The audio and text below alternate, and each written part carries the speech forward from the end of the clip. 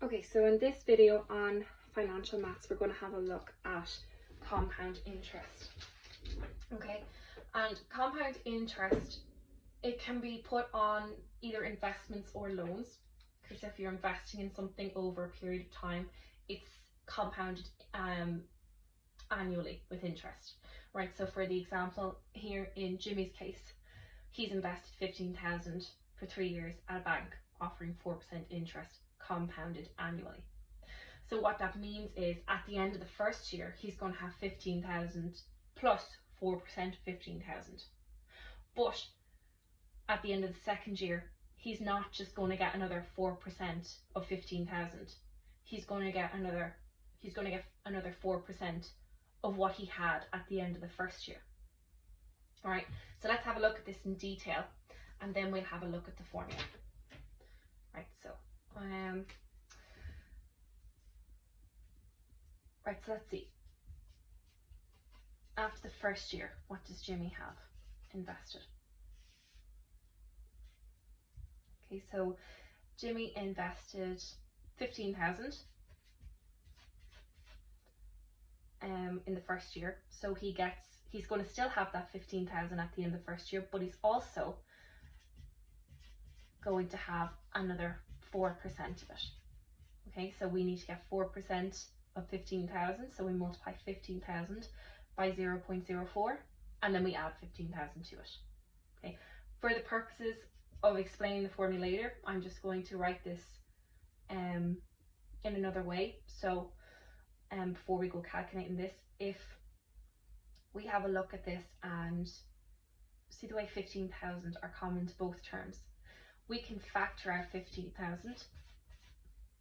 So in order to get 15,000 back here, I need to have a 1. So 1 times 15,000 will give me 1, or will give me 15,000 plus 15,000 by 0.04. So I just put 0.04 in there. So what I've done there is I've just factored out 15,000.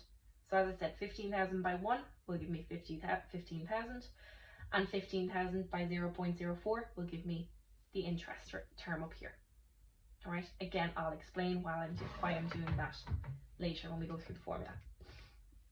So 15,000 by 1 plus 0.04 is equal to 15,600. So that's the amount he has at the end of the first year. So after the second year, okay, he doesn't, as I said before, he doesn't get another 4% on the original 15,000 he invested. He gets 4% on what he has at the end of the first year, or at the start of the second year. Potato, potato. So he gets 4%. He has his original, he has the 15,600 plus 4% on that value. Okay, and again, I'm going to write that as I did up there.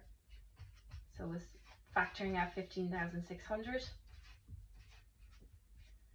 and putting 1 plus 0.04 in the brackets. Okay, so what I'm doing with this is he has the 15,600 he started with plus 4% of that. Okay, so he started with this at the start of the second year. Okay, and if we throw that into the calculator, plus 0.04, we get 16,224.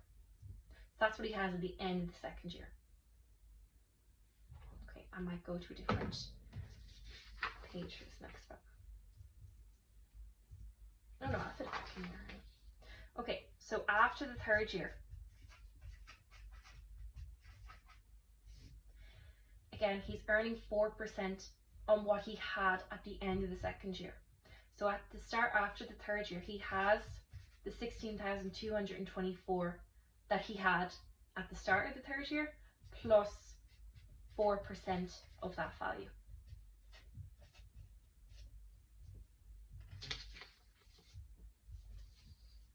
Okay, so that means he's going to have, so again, I'm going to write it as I did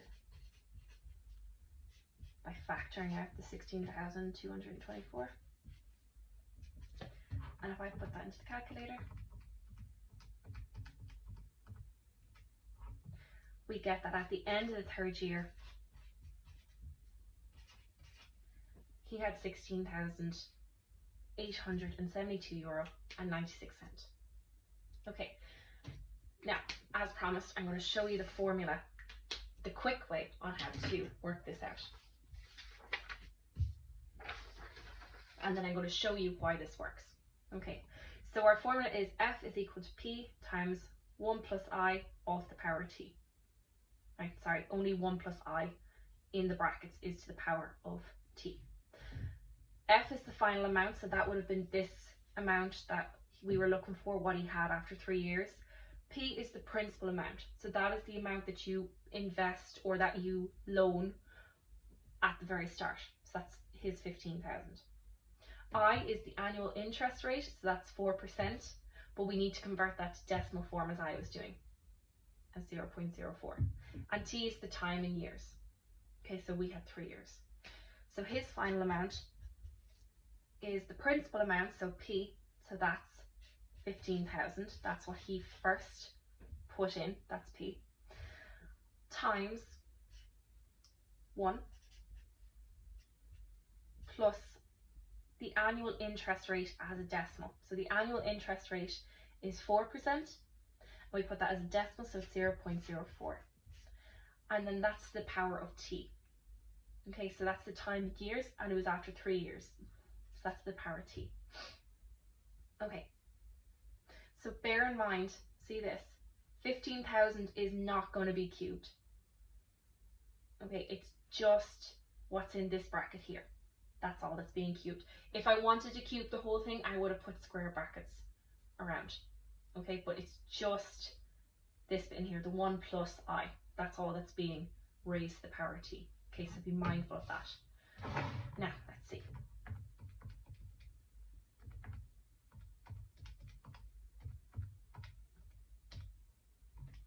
And as we got before, it's equal to 16,872.96. Okay, now the question is next, why does this formula work? Okay, so if we have a look, it's easiest to explain with an example rather than having a bunch of letters scattered everywhere. Okay, if we have a look at this example. Let me see, what pen? Oh, pink, that'll do. Okay, so after the first year he had this amount. So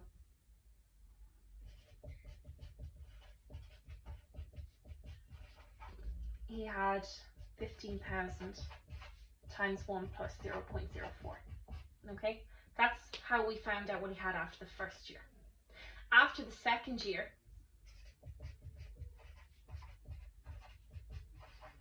he had this amount,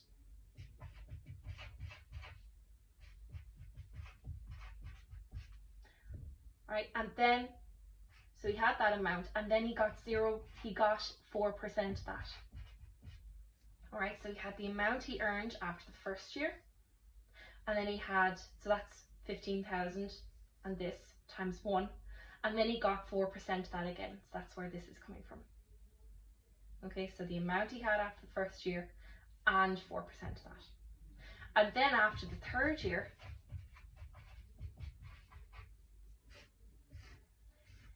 he had the amount he had after the second year,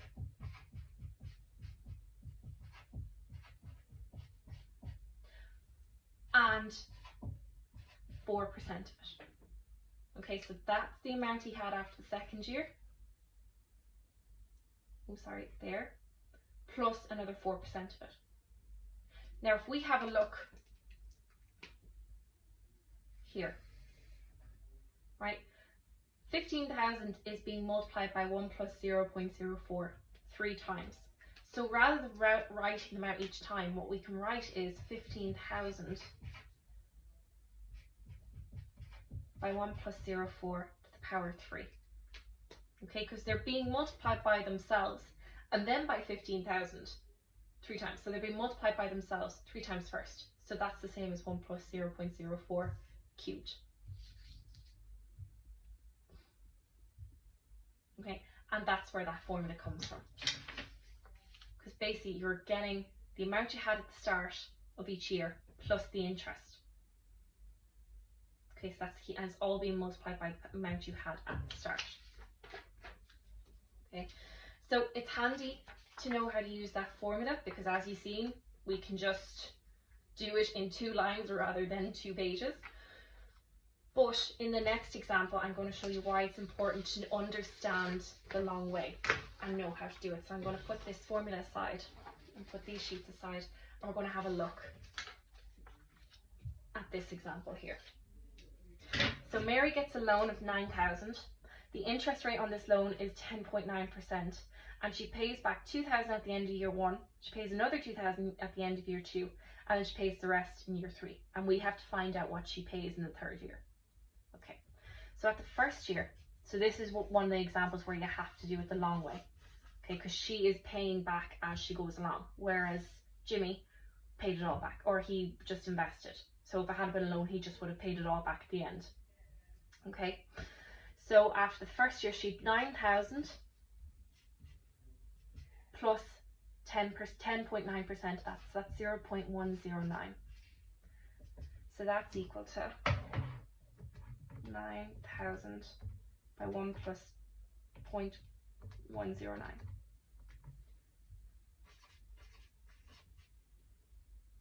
Okay, then she paid back 2,000 of that.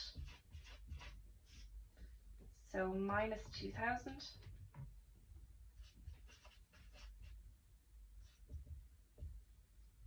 Okay, so that's what she owes after the end of the 1st year.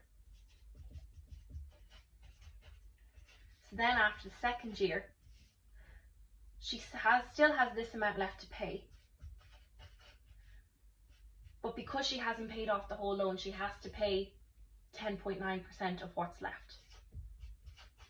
So she has to pay off that and 10.9% of it.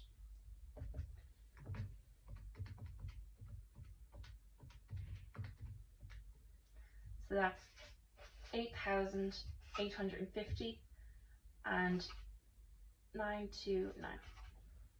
Okay, but then she goes ahead and she pays off another 2,000.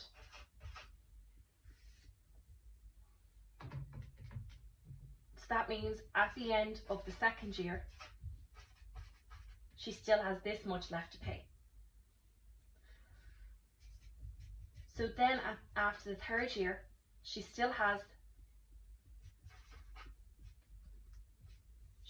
that much left to pay, so 6,850.929 and 10% of that. So now we're on the final bit, what she must pay back at the end of the 3rd year. Oops.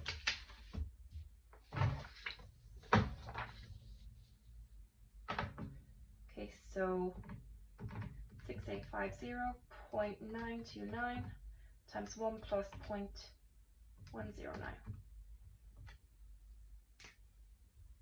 So at the end of the 3rd year, she has to pay 7,597.68. Okay, so that's what she must pay.